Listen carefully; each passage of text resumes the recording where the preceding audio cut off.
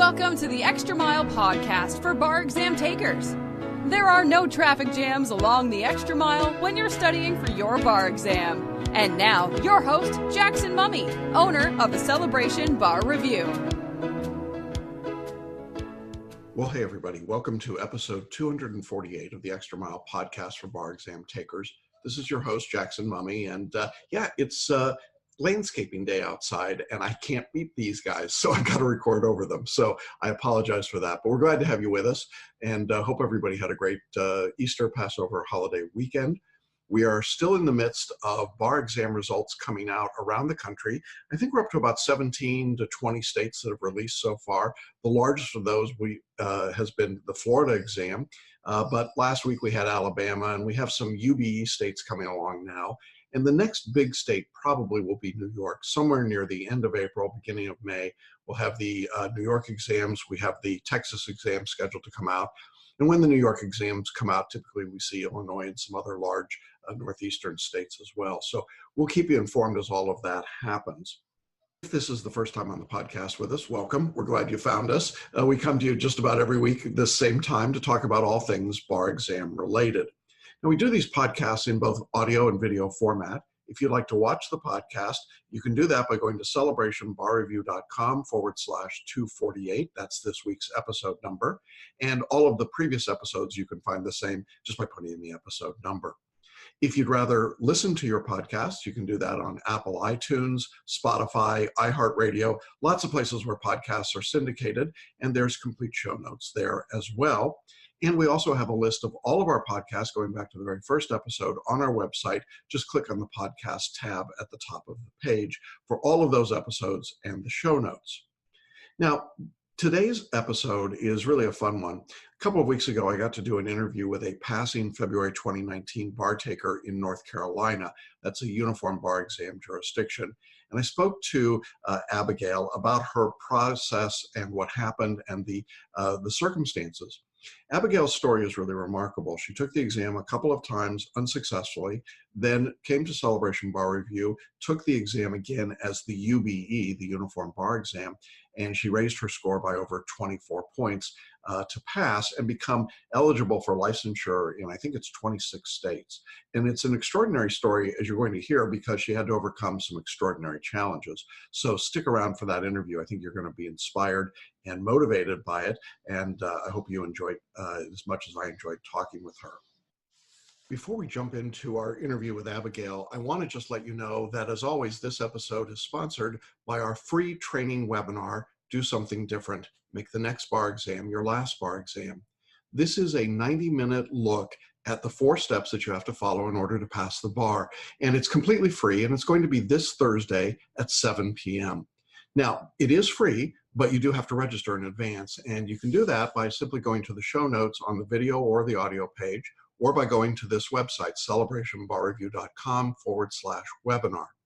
Now, once you're registered and join us for this training, we're going to take you through all of the things that you have to do in order to pass the bar. It's a 4-step process that we've used successfully with thousands of people. You'll hear case studies, you'll get lots of opportunity for interaction, and I think you're going to find it incredibly valuable. So I encourage you to join us this Thursday, 7 p.m. your time, for this special training, Do Something Different, Make the Next Bar Exam Your Last Bar Exam. So make sure that you check that out. All right, well, I don't want to keep you waiting any longer. Our interview with Abigail was absolutely wonderful, and I think you're going to enjoy this a great deal. So let's talk to the newest member of the North Carolina Bar, Abigail C. Well, hey, everybody, welcome back to Hanging Out with Successful Bar Exam Takers, and I have a story and a person for you today that I am really, really excited to share the story and to have you meet. And welcome, everybody, to Abigail Seymour, who is a new member of the North Carolina Bar. How are you? I'm great. Thank you so much.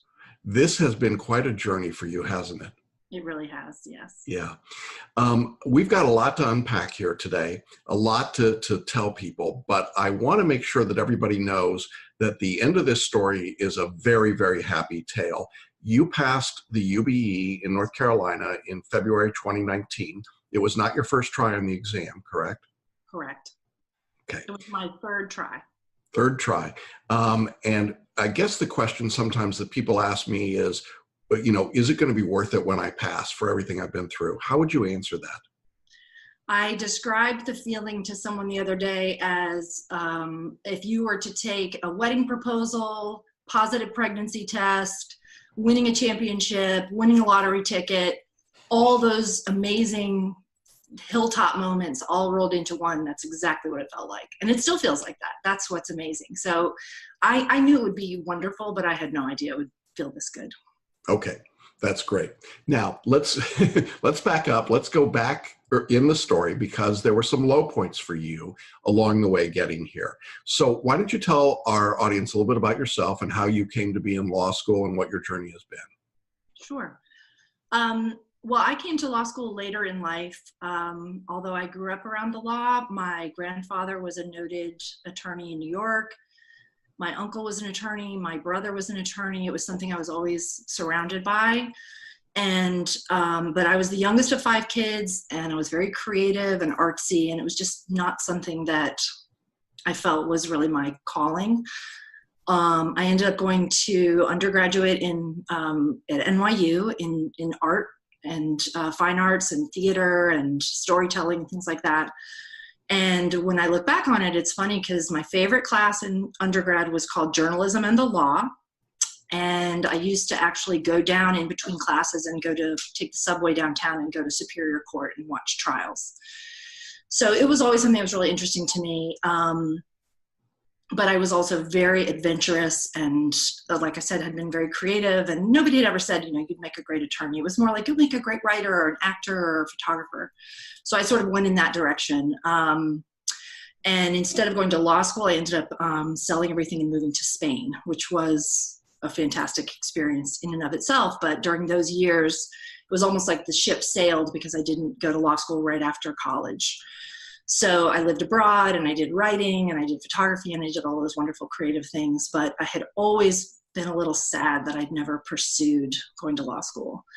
So I had a career as a photographer for a long time. I was a journalist, but I really always wanted to go to law school. And having lived in Spain for 3 years, I spoke Spanish.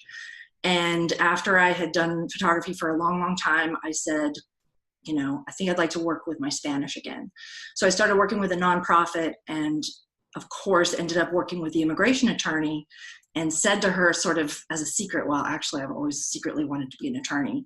And she was like, oh, you have to do that. And I was like, well, I'm not young anymore. That's over. She's like, well, it doesn't matter. You have to do this. And then she sort of outed me, and the whole nonprofit was like, oh yeah, you're going to law school. So it didn't obviously take much pushing, because I was like, well, okay, if you guys think I should do this. So I applied to law school in 2014, and I got in and went to school, but I was, I think, the second oldest person in my class, which I always had sort of a chip on my shoulder about. But I loved law school. It was a wonderful experience, and I felt like I was absolutely in the right place. Okay. So you graduate law school in 2017, right? 2017.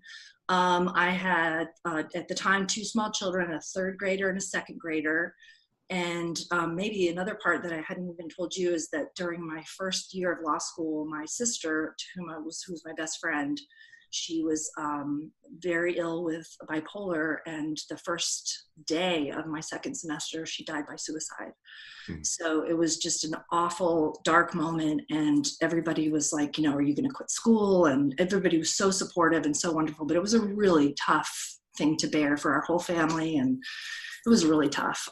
But I wouldn't dream of having left school, because it was my happy place. I remember somebody was like, law school is your happy place? Like, they thought that was really strange, but it was a salvation for me to get lost in the stories and in my own journey forward. So, and I knew my sister would want me to keep doing this. And so, that was part of it. So yes, but I did go ahead and finish in a normal amount of time. I didn't take any time off, and I graduated in May of 2017. Okay. And then you sat for what was then the North Carolina bar, not the Uniform Bar Exam, because they switched in 2019. So you sat for the regular North Carolina bar, And you studied the way I assume most law students do. You went to one of the big box bar review courses and you I sat in the did. classroom. Right. I remember laughing my first year because they sort of, it was like gateway, like they signed us up with all this free stuff. And I was like, oh, okay. And somehow I was committed to this huge, expensive program, but it was very well known. And I thought, okay, well, it's been around a long time. But I have to be honest, as slick and good as that program is, it never felt right for me personally. I know a lot of people have succeeded with it, but I just felt already pressure, knowing that I had to jam in my studies into, I guess, 10 weeks and had so many other things going on. And so I had signed up with a big box bar review and sort of tried to clear the decks to study for the July bar. Okay. And you didn't pass in July of that first year. So now the feeling is pretty awful, obviously. What's your plan at that point? You've got 2 small children. You've just finished these 3 years of schooling. You obviously have a successful career outside the law. Did you think, maybe I should just walk away from this? Well, and to make it even more crazy and dramatic, I received my letter in August of that year. I'm trying to think, at the end of August. And I remember I was opening my letter, but I was clutching an ice pack to my side because that very day I had gone in to get a needle biopsy because I had felt a lump. And I thought, oh, it's nothing. Everybody's like, oh, it's nothing. Spoiler alert, it was not nothing. The day after I found out I had failed the North Carolina bar, I went to my doctor and he said, you have breast cancer. And it was absolutely devastating. And oddly, because it was so devastating, the bar failure seemed almost dumb. I mean, I was just like, who cares? It was so painful, but this was even worse. Yeah. And it was a very terrifying experience. And so in many ways, I kind of buried the grief that I felt about the bar because I really didn't know what was going to happen. I wasn't able to tell my children for another week till I could find out what was going on. Long story short, I had stage 2 breast cancer. I had a mastectomy in October of that year, which was, I think my surgery was actually the day that I was supposed to have had to sign up for the February bar. And I was trying to decide what to do. And people were like, don't take the bar. Like, you got to take care of yourself. But I still felt like I got to do this. I didn't take it that February. I took the year off to recover. I did not need chemo or radiation. My health is good now. I take a long-term drug to stave it off, but it's still part of my life, but I was extremely fortunate. But there was a point where then I was really ready to grieve not passing the bar. And I remember the moment where I was like, it's time to really be sad about that because it was heartbreaking. Yeah. Sometimes when people get their results back, I think we flippantly say, well, it's not the end of the world. It's not cancer. It's not. But in your case, you got both within 24 hours of each other. And I think that a lot of people at that point would have simply given up, maybe given up in their health, certainly given up on the bar exam and said, it doesn't matter and it's not important and gone away. But obviously there was something deeper for you about the law and about passing the bar, because when that year had gone on, then you decided to re-enroll and take the bar again in the next July. And again, you used a big box bar review, but you modified it a little bit, right?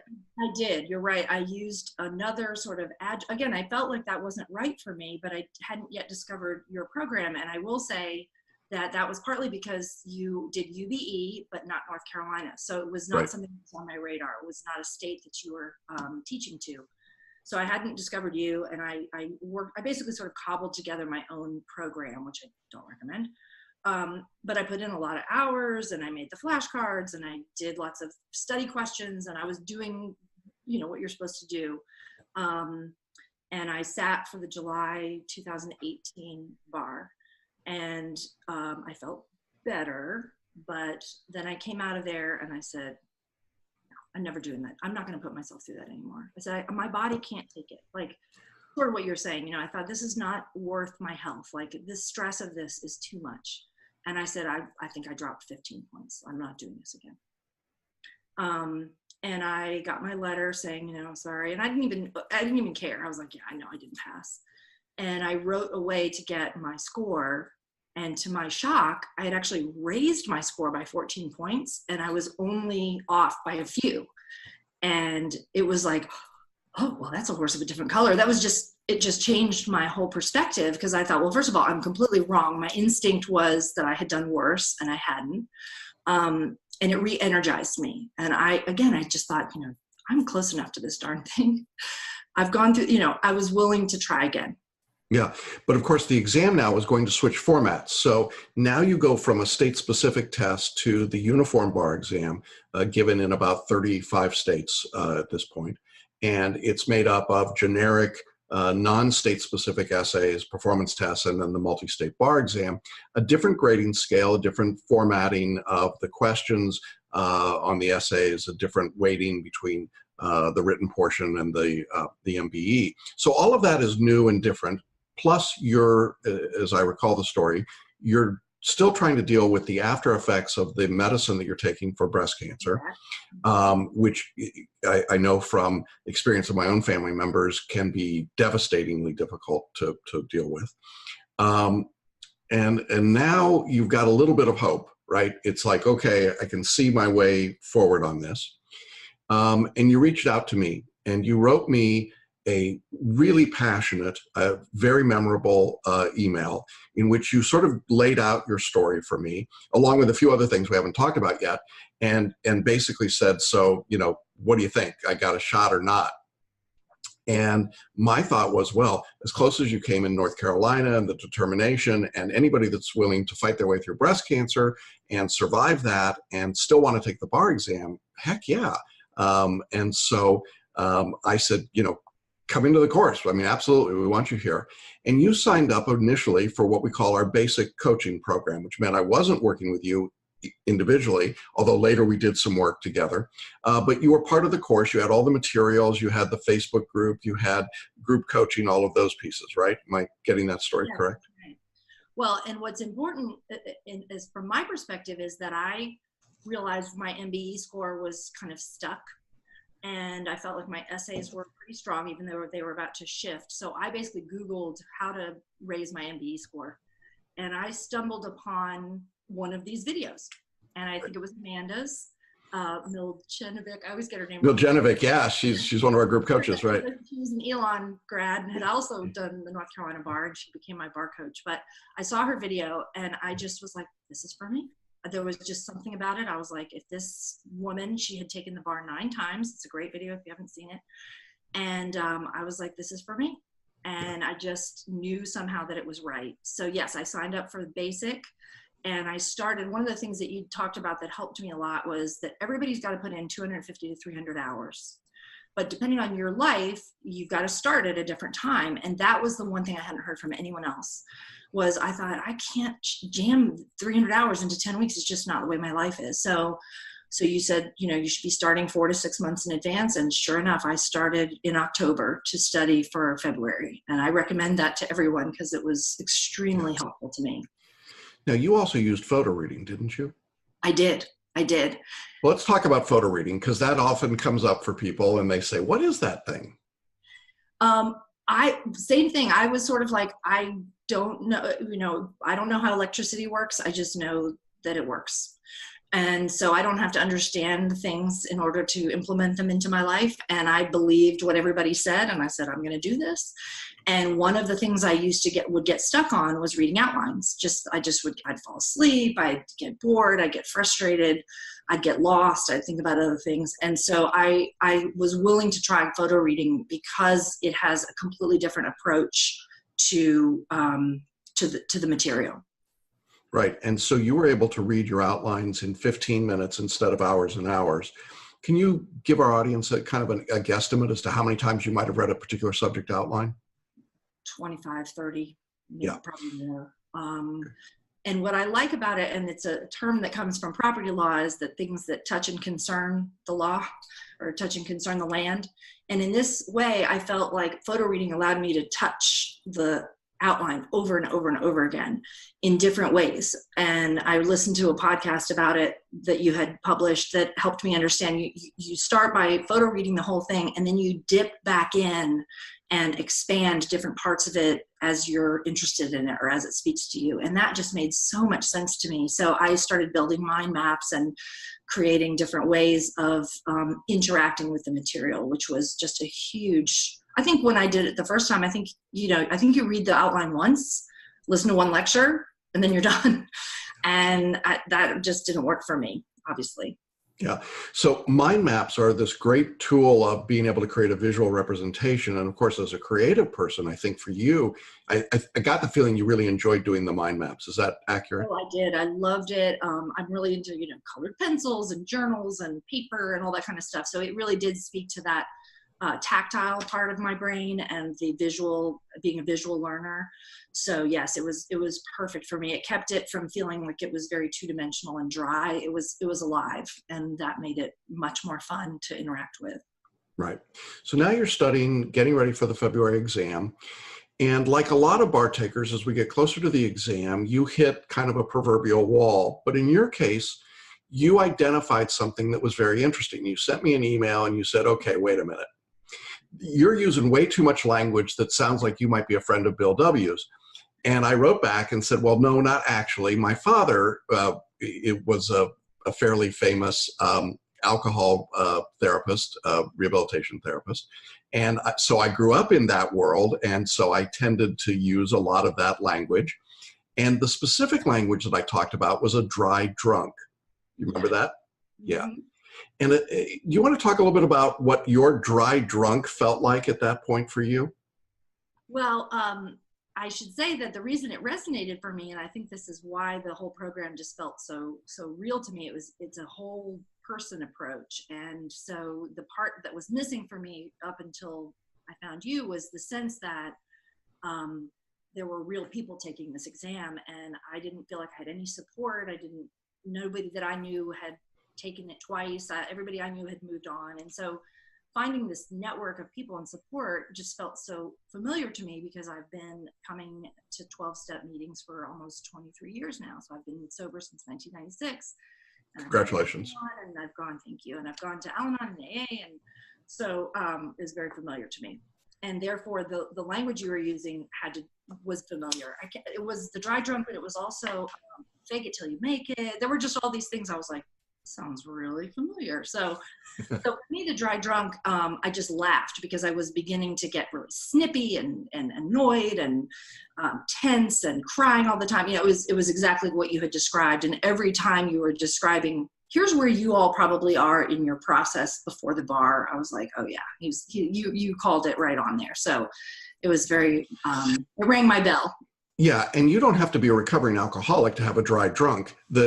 The behavior really is that suddenly you're starting to act irrationally based on the reality of the world. Your barista doesn't hate you. Your children, don't hate you as much, any more than they normally do. The world is not out to get you. It's just the stress of the bar exam is enormous, and a high stakes test brings out, for some people, the very worst in their personalities, and then they become sort of these irrational, crazy people. And when the stress is past, then they look around and say, why is everyone cowering in the corner? It's as though, they've had an out-of-body experience.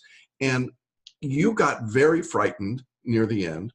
And so at that point, you scheduled some one-on-one personal coaching time with me. What was that like? I mean, because you've been in the basic course, you'd had my expertise in the lectures, you've been working with Amanda in the group coaching, you've been in Facebook, but nobody had actually looked at your work and talked to you directly about your work. So what was that process like? I feel like that was the most valuable piece, honestly, because, and if I had to do it again, which I'm glad I don't, I was going to go for the full Monty, so to speak. I would, because your looking at my work was extremely helpful to me. We had very little time because I bought 2 half-hour sessions. One we did essays and one we just kind of talked about the overall exam. But you were like, your essays, you got some work to do here. You were pretty clear. You're like, you're not going to get there. You got some work to do. And I knew that. So it wasn't telling me something that I didn't know, but hearing it it gave me the inspiration that I needed to get over the hump, so to speak. But you also really helped me with the part that I think was the most blocking for me. And I think this is true for a lot of retakers.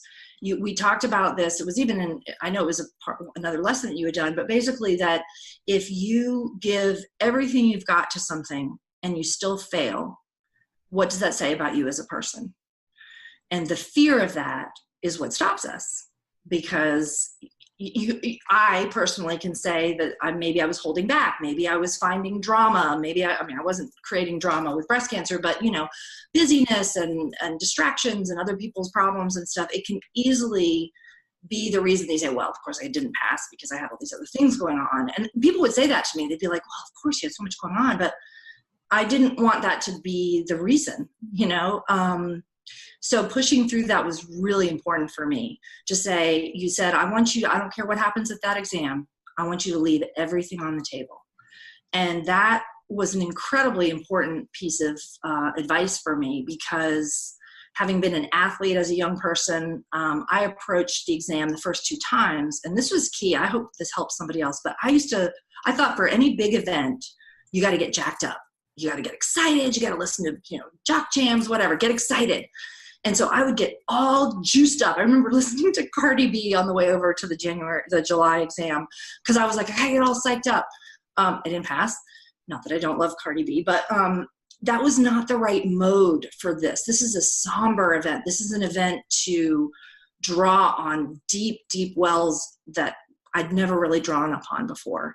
So it was a whole different approach. So that was a big moment for me. And that was what you lead up to for all of us. You've got a lot of podcasts about it, lots of meditations and preparation for the exam day. It was completely different from what I thought I'd had to do before. Yeah.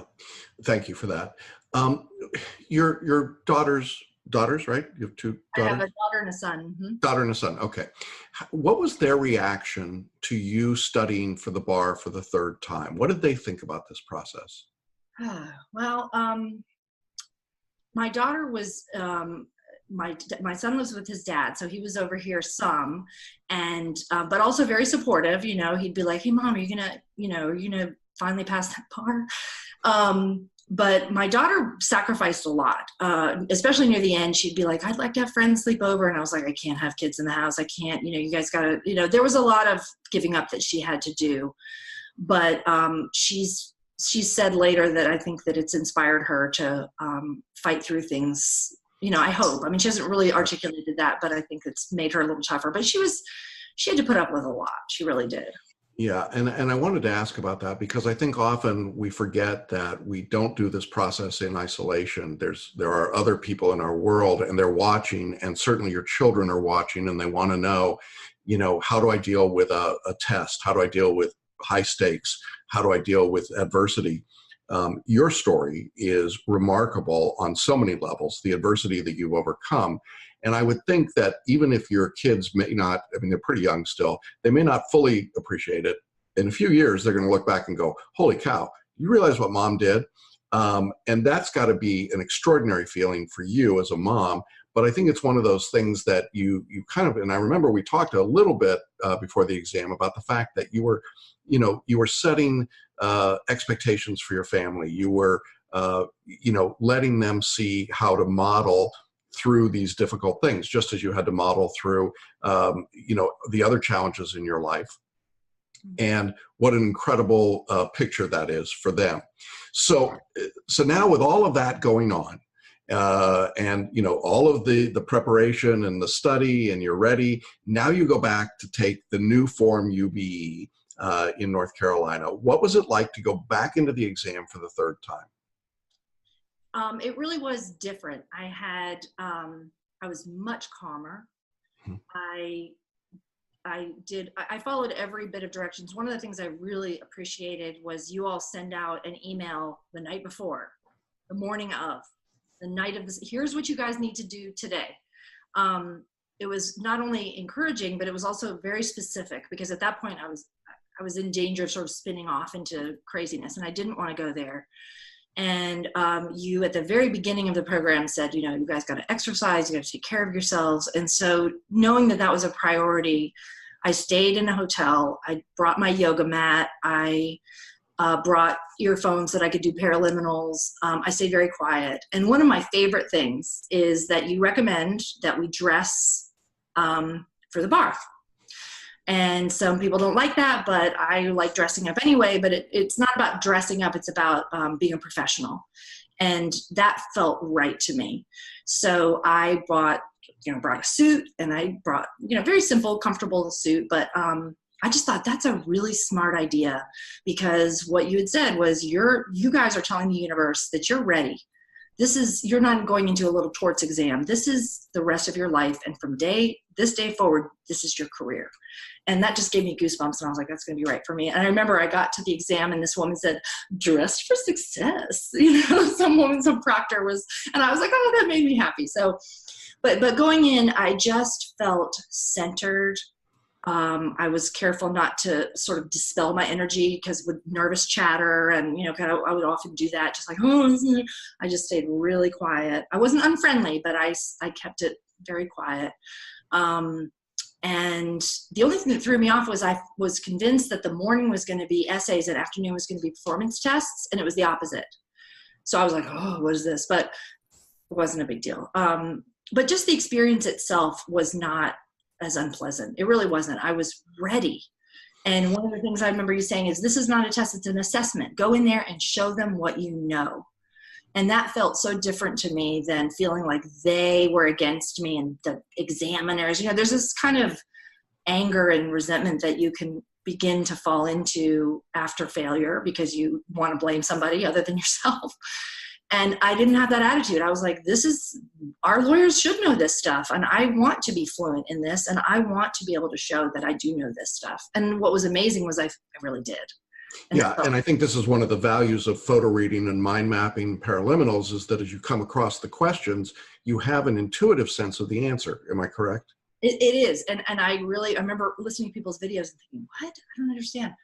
But it really was like, as I've said before, I speak Spanish, so it's a language.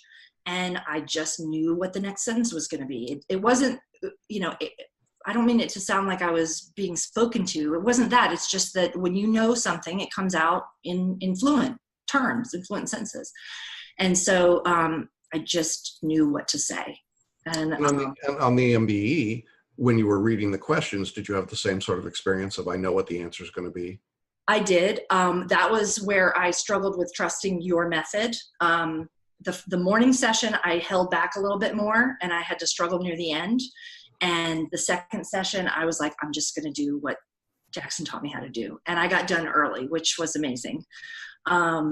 So yes, but it was the same thing. I did exactly what I had to do. A couple of little things, like I learned to underline each question, just because I also have ADHD. So it was like, I would realize I was having a hard time. I was reading sentences too many times. So I just was willing to find ways to make it work for me. And once I did that, I could stay quiet, and I could hear the sentences, and then I could hear the answers, which was amazing. Yeah. And we call that process selective intuition. And that's exactly what we're looking for, is that you could finish in under 3 hours for 100 questions. Well, so the exam finishes, and then you've got the interminable wait for results. What's your thought as you're in that period, that season of waiting for the results? Well, and I realized I was very lucky, because I think our state was actually one of the first ones to release results. It is.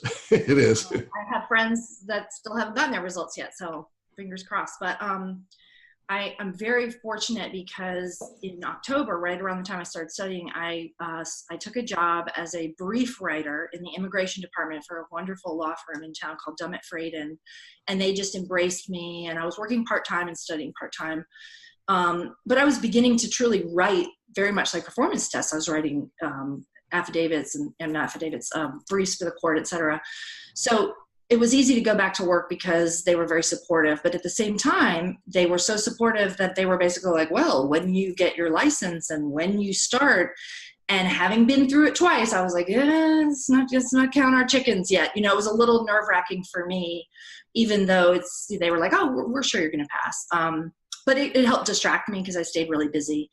But I started to get a little bit weird near the end. I was very anxious. I signed up for this thing called informed delivery, because our results come in the mail. I did not know this exists, but you can get the post office to send you a scan of every piece of mail that's coming into your mailbox that day.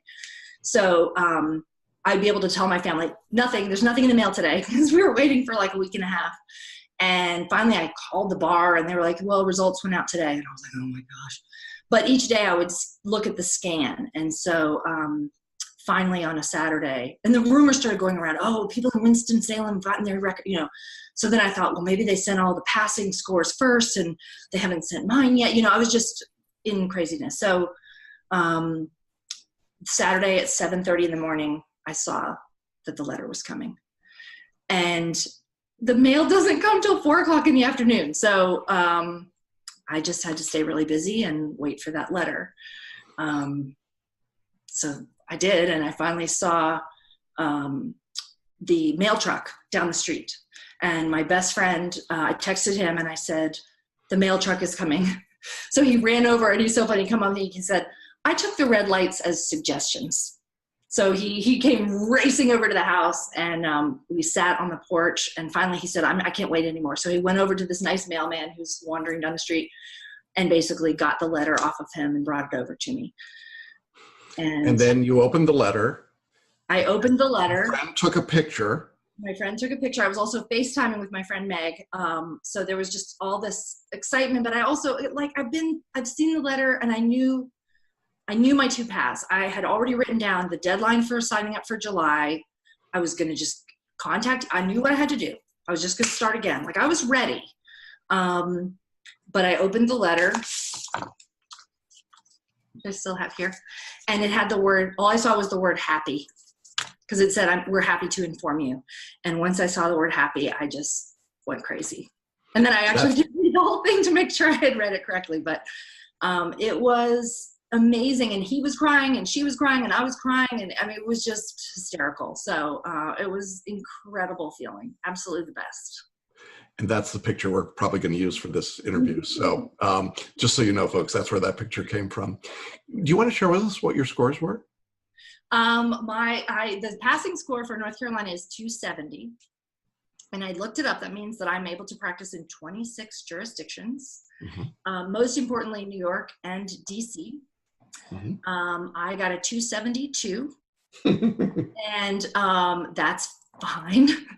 But I raised my score from the last time I took it by 11 points. That's huge. Which is huge. A lot of it came on the essay side. My MBEs went up. I think my MBEs went up 4 points. I was, of course, wanting even more, but I remember you telling a story about somebody who called you up and was like, I passed, but I didn't get the score I wanted. And I remember thinking, well, what a jerk. But of course, then I was like, oh, I wish I got even more, because I wanted to be able to, whatever. It doesn't matter. I could care less. I'm so thrilled. So I can now practice in any of a lot of places. 26 states, and there's some big ones there: New York, Illinois, Massachusetts. You got a bunch. So that's got to be an extraordinary feeling. What did your kids say when they found out? My daughter was at a birthday party at the skating rink, and she and all of her friends said, "Yay, congratulations." It was really cute. So they were so thrilled. And then my son, who apparently he's a big Fortnite player, he said, "Oh, good, now Mom can help me sue Xbox." And I was like, what happened with Xbox? And he's got some beef with them.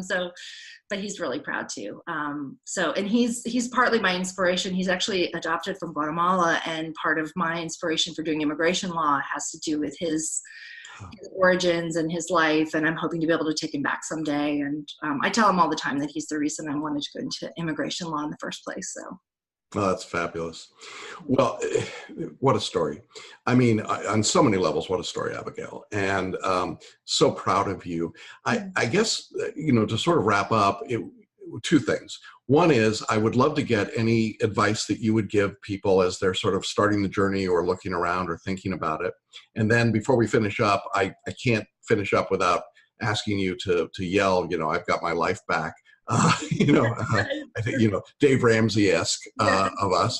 But before we do that, anything that you would like to share with our audience or with people that might be watching or listening? Because I know this is going to inspire an incredible number of people. It's a terrific story. And I'm sure there's some folks sitting out there watching this going, I don't know. can I do it? Well, I have a couple of friends who I have gone on this journey with me, and one of whom missed by 1 point. And my heart is just breaks, because I know that feeling.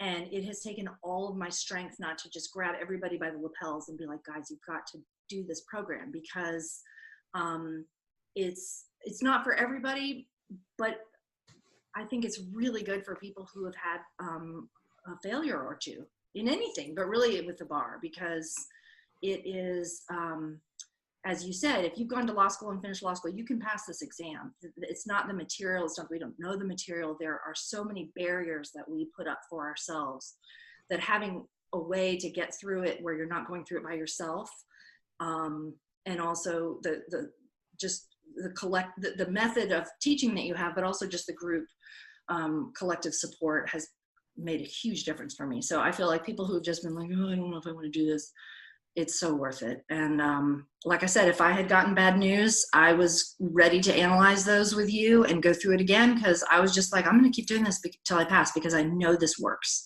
So I just recommend that people don't give up, because it's so worth it. It really is. Yeah, thank you very much.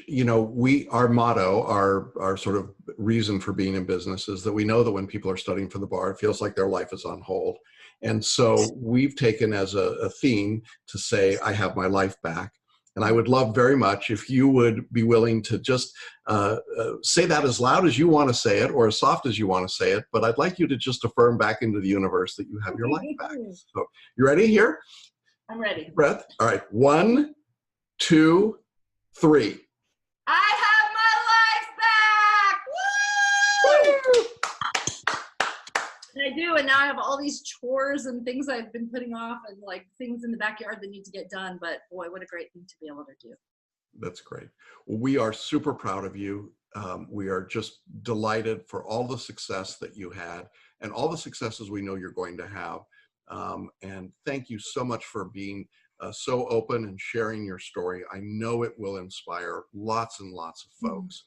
And I hope that you'll continue to stick around in our private Facebook group and be part of the community. I know that you've shared so much already with others, and I know as we go into this results season, we've got a lot of people we're rooting on together. I know, I'm checking it every day. I'm excited for everybody. Yeah, that's great. Well, again, best of luck to you. Good wishes. Congratulations to you and your entire family. And stay in touch with us. Let us know all the cool things that are happening. And thank you again for being with us today. Oh, thank you so much for everything. I'm so grateful. All right. Take care, everybody. We'll be with you next time. Bye-bye. Well, that's our episode for this week. I hope you enjoyed the conversation with Abigail. It was really amazing, wasn't it? And I want to invite you again to join us this coming Thursday, 7 p.m. for a free special training webinar. It's called Do Something Different, Make the Next Bar Exam Your Last Bar Exam. You can register right here on the show notes by clicking on the button, or by going to celebrationbarreview.com/webinar, and we'll see you Thursday, 7 p.m. Well, that's it for this week. Thanks for being with us. Hope you have a great week. Good luck to those of you still waiting for results from February 2019. We'll keep you informed. We've got lots more great interviews on tap coming up, as well as just some discussions about bar exam in the news generally. There's obviously a lot to be said and being written and talked about with the bar exam and the scoring. And so we'll keep you up to date on all of that. Have a great week. We'll see you next week along the Extra Mile. Thanks for listening to the Extra Mile podcast for bar exam takers at www.celebrationbarreview.com.